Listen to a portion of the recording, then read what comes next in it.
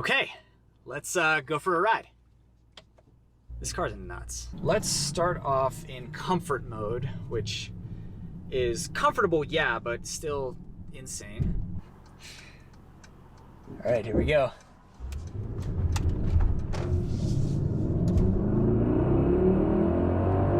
And there's 50.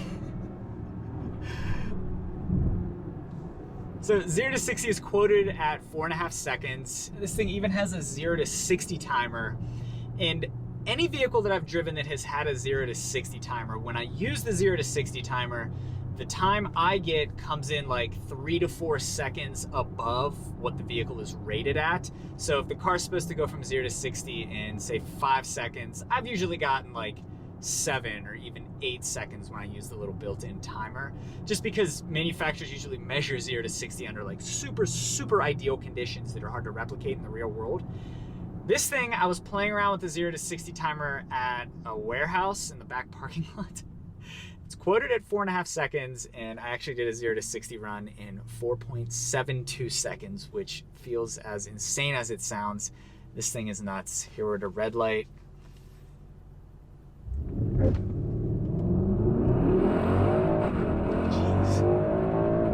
Yeah. Wow, that was 64 miles per hour in the blink of an eye. This car is fast. The car I've driven that has felt the fastest is the Toyota Supra, and that thing goes from 0 to 60 in around 4 seconds. But part of the reason it feels so fast, I think, is because it's small and nimble. This thing is neither small nor nimble, but with 600 horsepower, it's still crazy fast. And it just creates this totally different feeling that you're not going to get from a small, nimble sports car. The term I can come up with is violently fast. Jeez, it just roars. Between like 4,000 and 5,000 RPM, it just takes off and everything gets louder. And this is all in normal comfort mode. I'll go ahead and put it into Sport Plus, which, this car's nuts. And I think really the whole thing that contributes to that is just how big it is. I don't know the curb weight, but I can tell you that it's certainly one of the heavier vehicles on the road.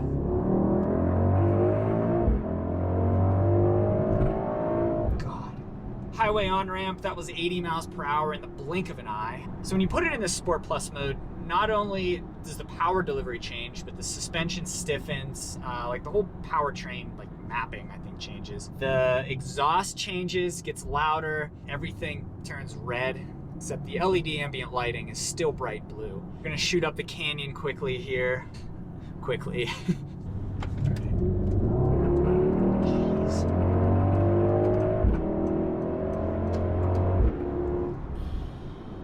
Brakes are good. Slows down fast. Everything feels really tight, really athletic. The suspension keeps body roll to a minimum.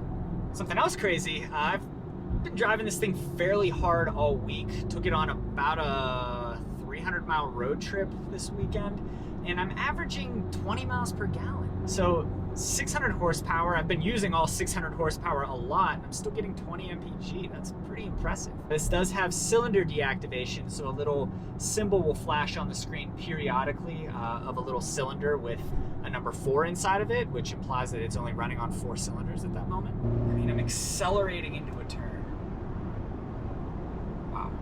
Yeah, this thing is overwhelmingly complicated, overwhelmingly fast. Definitely made to cruise on the Autobahn at 120 miles per hour for long periods of time.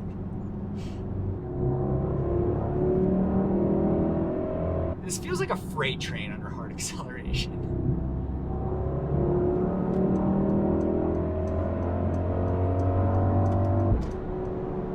Not that you would want to, but I feel like you could take this car on a racetrack and have a reasonably fun time. Paddle shifters are nice and chunky. It's a 9-speed transmission. So you can debate the merits of high-end European luxury cars all you want. I mean, they're really complicated. They're expensive to maintain. They do break fairly often, and the depreciation is frightening. I mean, early on, these things will depreciate tens of thousands of dollars per year. But as far as vehicles that you can go out and buy right now, this thing is in an elite group of super high-end, super premium luxury cars. I mean, it's got heated rear seats and it goes 0 to 60 in 4.5 seconds. It's hard to do better than this. It's hard to get more than this in a vehicle. Okay, so I just got a check engine light. It's cutting power. Oh, okay. Whoa. Okay. Interesting.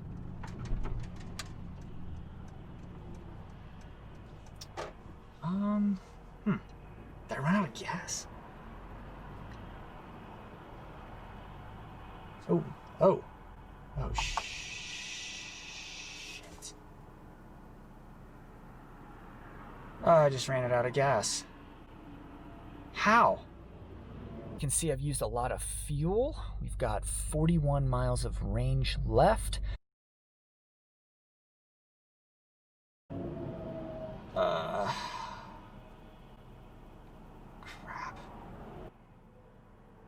Crap. Exit is 1 mile up.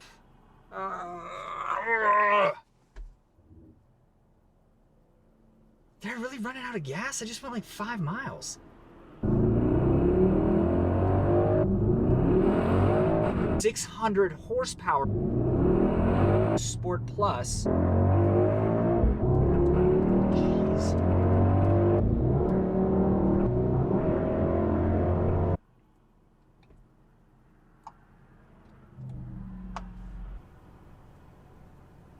Okay, the needles are dipping. Yikes. Okay, all right, hold on, I gotta figure this out. I believe I ran out of gas. Your call may be monitored or recorded for quality assurance and training purposes.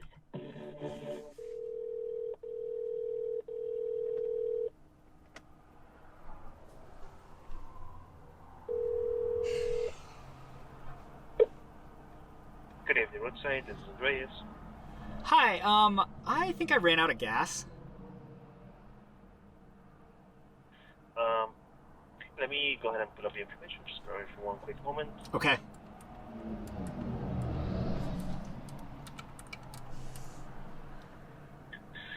Alright, let's see. Okay.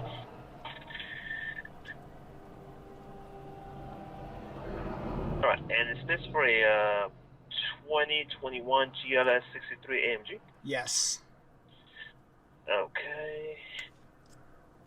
Let me see if I can pull up your location. Just bear with me for one quick moment. Yeah.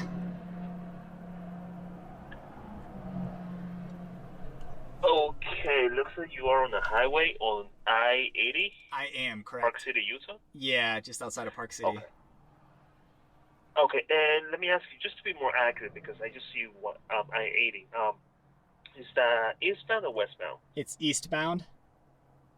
Eastbound. Okay.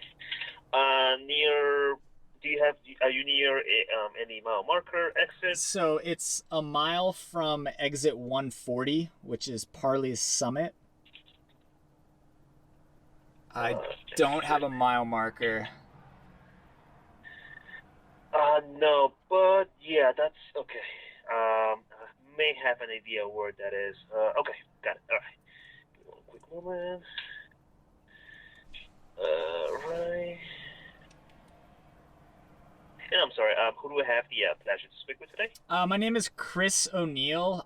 This vehicle is a Mercedes-Benz press loaner vehicle, so I'm a journalist. I'm reviewing the vehicle. So, oh, really? Yeah, oh, cool. yeah. So it's owned by Mercedes-Benz. I couldn't tell you who the registered Gotcha. owner is going to be, but yeah. Oh, let me ask you, are you a journalist for YouTube or anything like that? Yeah, I do some YouTube. Oh, okay. All right. No, because I watch a lot of YouTube channels, so maybe, you know, Yeah. if I know you, it is a pleasure knowing you. No. Yeah, I have a small YouTube channel, but yeah. Oh, okay. Yeah. I got you. Yeah. Okay. And Mr. O'Neill, what would be the best phone number we can call you? Yeah. And so far, how is this AMG? Is it good? Yeah, it's awesome. Yeah, I love it. I used the whole tank. Really? I used the whole tank of gas apparently. So yeah. Well, that's the only problem with AMGs. It's fun, but no for the gas. Yeah, yeah. No worries, no worries. That's Driving it. We got you on this one. So driving it in Yeah, sport. no, Driving it in sport mode all the time will do that, I guess. Yeah, the fun mode. Yeah, That's exactly. what we call it. Yep. Right. Very good, Mr. Neil. So yeah, definitely we're going to send someone out. Okay. Just to let you know, unfortunately we're not going to fill up your tank. We're going to give you about 3 gallons of fuel. That's fine. Hopefully that's enough for the next gas station. Yeah. But yeah, in the next 15 to 20 minutes, one of our technicians will give you a call back and confirm on what time we're going to arrive. And okay. of course, this is covered under Great. warranty. That's awesome. Thank you. All right. Very good, sir. All right, today. We're all set. Okay, yeah, that's it. Thank you. My pleasure. Anytime. Enjoy the rest of your day. Okay, you too. Bye. Okay. Bye-bye.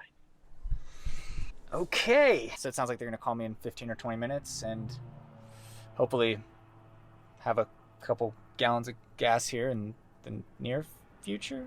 So I'm just going to kind of hang out, I guess. Updates to come. So it's now dark. It's been about an hour, just under an hour. After I hung up with the Mercedes-Benz roadside, I got a text message saying like we've created a case for your fuel issue. And then shortly after that, I got a text message saying that we've assigned your case to somebody, and it sent me a link that I was able to access to then track the driver. And it's actually not working at the moment, but last I checked, they were supposed to be here in about 15 minutes. So this was fun at first, and then it got dark. I'm ready to get off the side of the road. So that Mercedes-Benz roadside tracker app turned out to not be accurate. When it said the driver would be arriving in 5 minutes, he called me to tell me he'd be arriving in 30 minutes. So it's been, I don't know, 15 minutes. Hopefully he'll be here soon. All right, we got some action finally. He's driving a Buick LaCrosse. Not what I was expecting. But, all right, hopefully. All right, so he said he put in 2.5 gallons. It now says 17 miles. I'm a little concerned that the check engine light is still on, but we're gonna give this a try.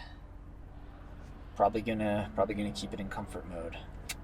No more Sport Plus until we get some more gas in there. All right, well, I feel like it's probably only appropriate that I wrap this video up at this gas station here. The Mercedes-Benz roadside assistance thing, it worked. Took a little longer than originally estimated, but it worked. They came, guy put about 2.5 gallons of gas in, and that was more than enough to get me to this gas station, which I probably didn't need to stop at anyway. I probably could have made it home on 2.5, but just something about being without gas and stranded made me want to make sure my next stop was just at a gas station, so I put a few gallons in myself. In a nutshell, this car is insane. It's $153,000 and it has 603 horsepower. Those are both two firsts for me. Most expensive car and most powerful car I've reviewed yet to date. What's crazy about this one is how big it is with all that power. So it just feels like a freight train. Every feature you could pretty much ask for in a vehicle. Aside from being a Mercedes Maybach model, this is pretty much the most premium Mercedes-Benz product you can get. Room for 7, tons of power, uses a lot of fuel. I think you get the gist. And yeah, I'm gonna be sorry to have to give this one back because it's definitely a benchmark type vehicle. So yeah, I'm really excited to wrap this up. So I think that does it. Thank you for watching.